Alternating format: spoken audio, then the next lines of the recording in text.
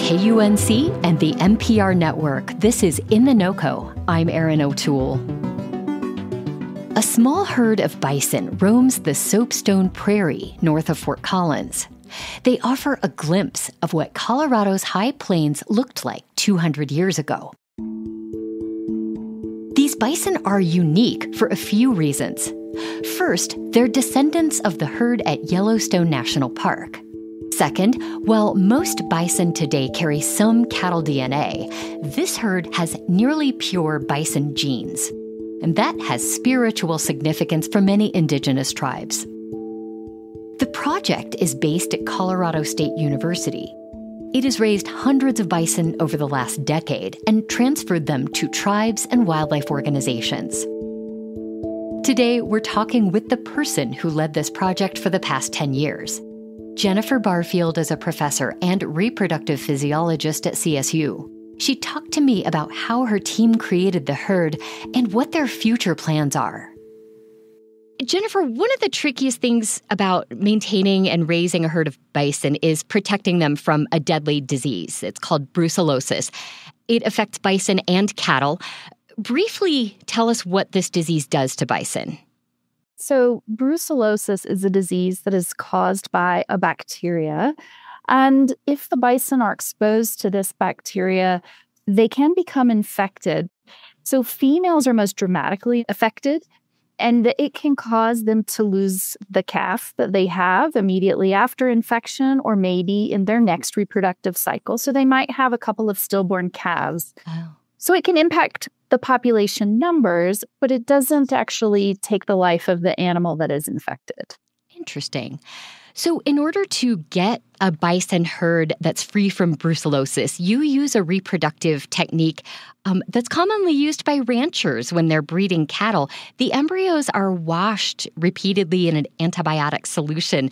What was the moment you realized this process could be used for bison?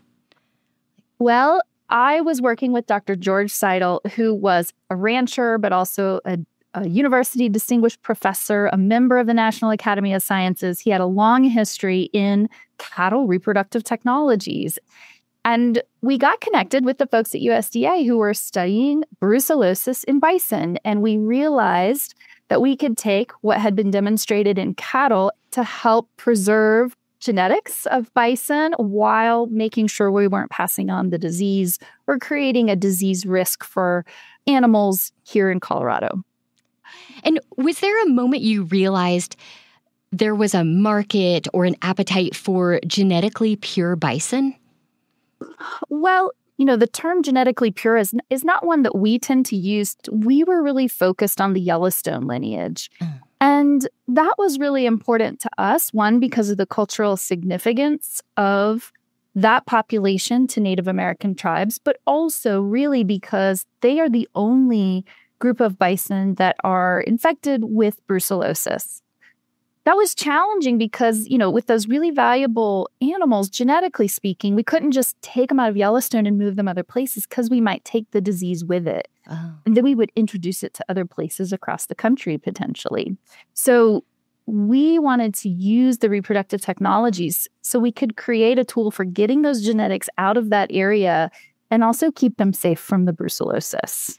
Okay, so that's why you don't just take bison from Yellowstone. It's really about the genetic material.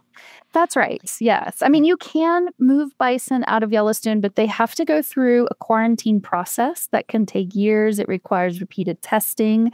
It's just a different model. The bison Jennifer works to breed have real significance to tribes around the American West. I want to share a quote from Troy Heinert of the Sichangu Lakota tribe. He told the CSU magazine State that there's a healing that begins to take place when you provide opportunities to return buffalo to tribal lands. Buffalo are a key piece of our culture that's been missing for a long time. Buffalo restoration is optimism in its purest form because it allows us to reconnect with who we are as a people. Here's what Jennifer said about the deeper significance of those bison. They are a symbol of the West, and I think from a cultural standpoint, bringing them back to the landscape and particularly supporting tribal initiatives to bring them back to the landscape are very, very important. And bison mean different things for different people, and they play different roles in different tribes. And of course, I can't speak to that as I'm not Native American, but a lot of our partners are, and they could certainly voice much better than I can the significance of having them back for their tribes and particularly the young people and helping just reconnect with that part of their history. Jennifer, you have worked with many tribes to transfer groups of bison yearlings to tribal land. You recently transferred a group to the Eastern Shoshone Wind River Reservation in Wyoming. Can you tell a story of a moment during a transfer where this work felt particularly fulfilling? Well, I don't know that I could say there's one moment, because I feel like from the moment our partners and the tribal representatives show up to see these bison for the first time, they're going to become a part of their herd. And having those quiet moments, those conversations on the side where they tell you what it means to them, and you just kind of connect, right? As kind of stewards of these animals, feeling good about where they're going and knowing how much they're going to mean to the people. And what's really fun is to see, when our partners come to pick up the animals, they may bring their whole family. There's kids, there's teenagers, there's adults, there's the bison handlers, and the blessings that happen before those transfers that are private and intimate to those groups, and allowing that to happen. And then, of course, we keep in touch while they're traveling, and then they'll send us texts that, oh, we're here, and here's a video of them getting off the trailer and running, into the pastures or into the area. And I mean, all of it. It's all fulfilling. That sounds amazing. I love that you keep in touch a bit afterwards. I mean, it's like, sending your kid off to live in a new place.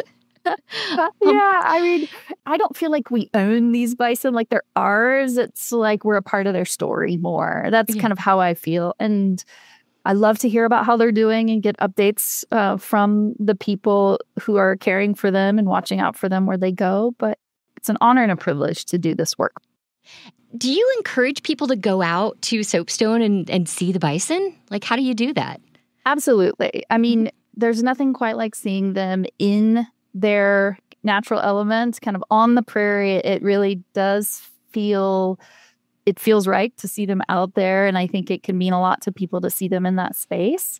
I will say it can be difficult to see them. They're on 2,000 plus acres and it's not flat and open. Some of it is, but yeah, I would encourage people to bring binoculars or to hike a little bit. And they move around a lot during the day. So if you go there and you don't see them right away, if you go for a little hike and you come back through kind of the main entrance area, they might be visible by the time you're done with a hike or a bike ride or something. Jennifer Barfield leads the Bison Herd Project at Colorado State University. They're celebrating 10 years of the program this summer. If you want to see the bison for yourself, we have photos on our website. Visit KUNC.org. That's it today for In The NoCo. I'm Erin O'Toole. Thanks so much for listening.